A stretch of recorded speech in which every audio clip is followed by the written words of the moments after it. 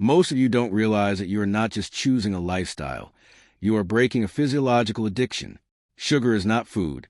Sugar is a chemical trigger that hits the same pleasure centers in your brain as nicotine or cocaine. When you try to quit, your body doesn't just ask for carbohydrates. It demands them.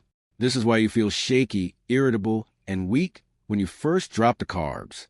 It's not because your body needs glucose to function. It's because your brain is going through withdrawal. You have been running on a sugar-fed system your entire life, and your metabolic machinery has become lazy.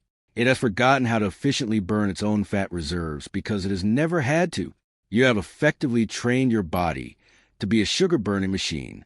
To undo this, you have to go through fire. There is no way around it. When you feel that headache on day 2, when you feel the lethargy on day 3, understand that this is the moment of truth.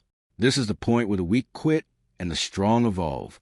You are essentially starving the parasites in your system that thrive on high blood sugar. You are forcing your liver to restart its fat-burning engine. During this phase, you're going to crave the quick fix.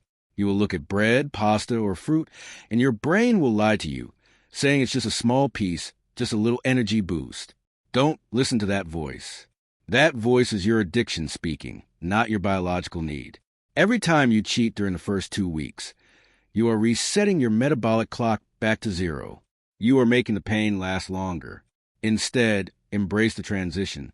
Increase your salt intake. Drink water with sea salt or pink Himalayan salt throughout the day. This replaces the electrolytes you lose as your insulin levels drop. Fix your electrolytes, and the keto flu becomes manageable. Fix your mindset, and the detox becomes a badge of honor.